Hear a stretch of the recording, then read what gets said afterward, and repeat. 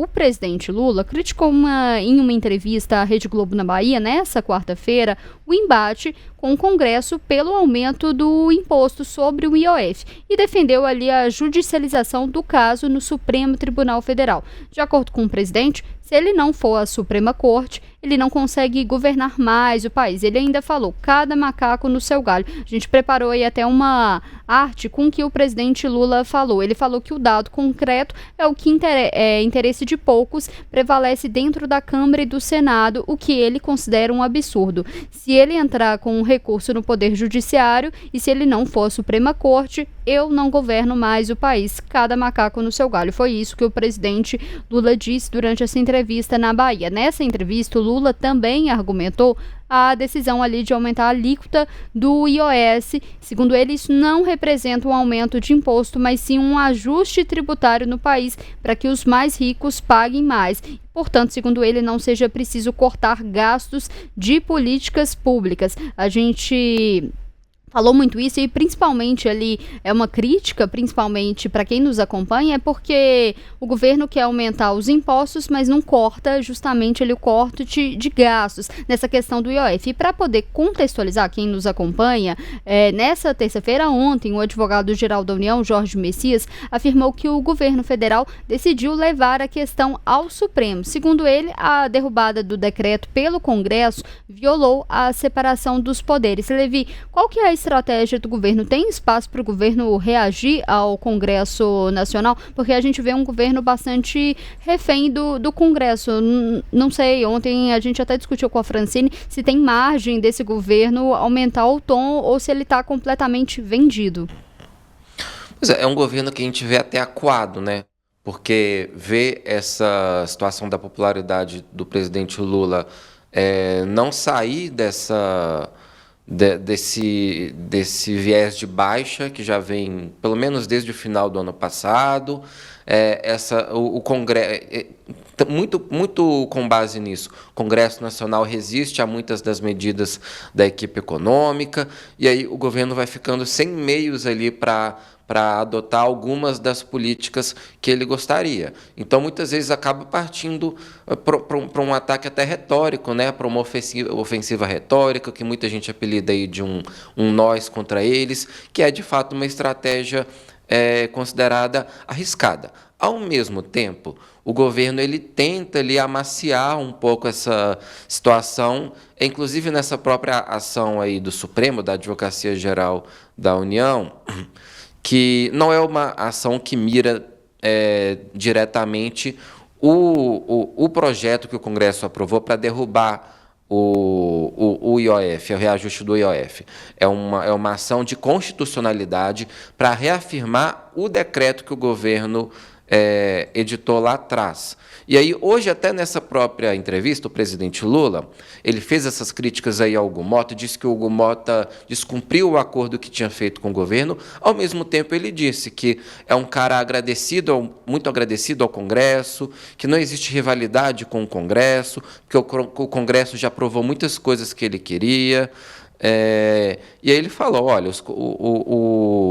o presidente da República não rompe com o Congresso. Eles têm os direitos deles, eu tenho os meus, um não se mete nos direitos do outro, e aí, quando os dois não se entendem, a justiça resolve, que é o que vai acontecer nesse caso do IOF. E aí, vale a gente pontuar também, tanto que, antes de ajuizar essa ação no STF, articuladores ali do governo, no Congresso, comunicaram previamente Hugo Mota e também Davi Alcolumbre de que isso ia acontecer, e hoje cedo o próprio Davi Alcolumbre também ele relativizou um pouco, disse que o governo tem esse direito de recorrer à justiça contra a decisão do Congresso. Aí essa decisão que, inclusive, vai para as mãos do ministro Alexandre de Moraes.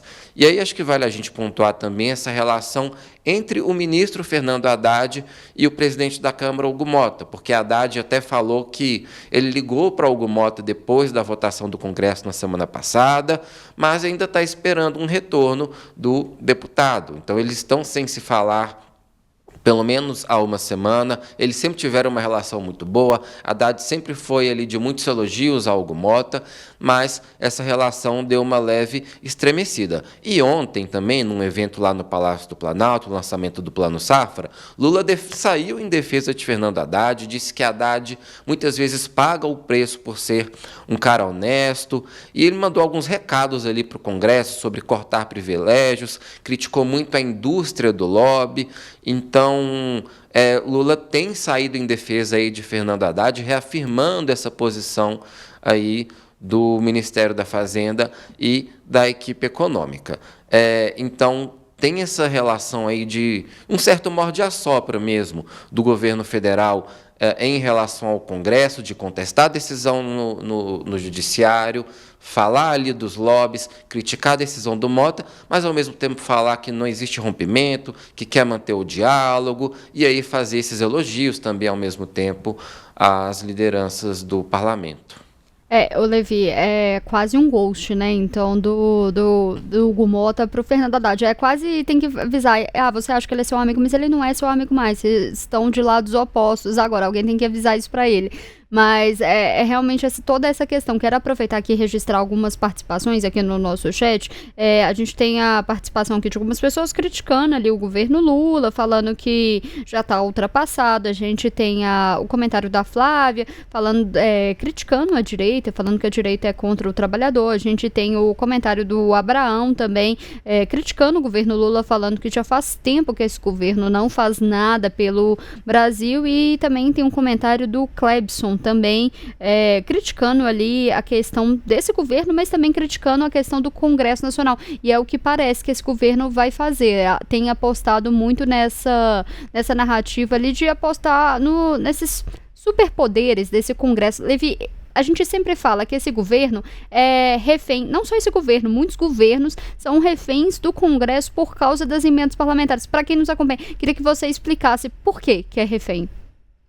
Então, é um processo que a gente já vê há quase 10 anos acontecendo. Antigamente não era assim, mas de alguns anos para cá a gente tem visto um crescimento exponencial do volume de emendas parlamentares, porque as emendas elas surgiram já há muito tempo e existem em outros países também, como uma fatia ali muito pontual do orçamento para corrigir algumas distorções na execução de políticas públicas do Poder Executivo, que aí os parlamentares eles localizam ali lacunas que essas políticas públicas do governo deixam de alcançar, e aí com isso eles aplicam essas verbas aí das emendas parlamentares em projetos ali nos estados que eles representam. De mais ou menos uns 7, 8 anos para cá, esse volume aumentou muito, se tornou totalmente desproporcional se você comparar com o que existe no resto do mundo. Começou, ainda no governo Michel Temer, com a aprovação das emendas impositivas, porque antes o Poder Executivo, o governo, não tinha nem obrigação de executar essas emendas parlamentares. Isso era a margem que o governo tinha, inclusive, para poder negociar os votos nos projetos que era de interesse do Executivo, né? Exatamente, servia ali como um instrumento importante para o governo nessas negociações. E aí o Congresso aprovou a PEC do orçamento impositivo, que aí obriga o governo federal a pagar todas as emendas. Primeiro eram todas as emendas de bancada, e agora também grande parte das emendas individuais tem a execução obrigatória. Então o Congresso está cada vez menos dependente do governo nessas negociações aí que você apontou muito bem, porque os deputados e os senadores já sabem que eles já vão receber o dinheiro das emendas. Existe ainda uma pequena margem do governo para corte de emendas, mas grande parte delas já está garantida a execução, então os parlamentares já contam com essa verba, e essa verba é importante também para eles se reelegerem, para eles mostrarem serviço ali para as bases eleitorais e não dependerem de alinhamento a governo ou alinhamento a determinadas pautas ideológicas para conseguirem essa reeleição. Então, o Congresso hoje ele depende cada vez menos do Poder Executivo para ter influência. Ele exerce uma influência enorme já sobre o orçamento, e aí o governo federal com o passar dos anos, ele fica cada vez mais refém do Congresso Nacional. É como se fosse, muita gente aqui já chama de um parlamentarismo branco, né, em que o parlamento toma as rédeas ali das grandes decisões do país e o Poder Executivo vai ficando com cada vez menos poder de influência. É um processo que é difícil de reverter, viu? Começou no governo Michel Temer, aumentou bastante no governo Bolsonaro e continua aumentando no governo Lula, e é difícil imaginar que ou nesse governo Lula ou se eventualmente mudar o presidente da República, difícil imaginar que isso mude. Essa questão das emendas, a gente está falando de um valor ali de mais de 50 bilhões de reais. Uma das grandes críticas é a questão da transparência dessas emendas. Os deputados argumentam que eles que estão mais próximos das bases, então eles sabem qual que é a necessidade qual que é o destino melhor para aquela verba, qual que é a melhor destinação, mas tem a questão da transparência, porque não se sabe, às vezes, muitas vezes não tem como rastrear se de fato aquele dinheiro foi, para que aquele dinheiro foi utilizado. E entrando nessa questão do corte de gastos, a gente vê uma crise fiscal nesse governo.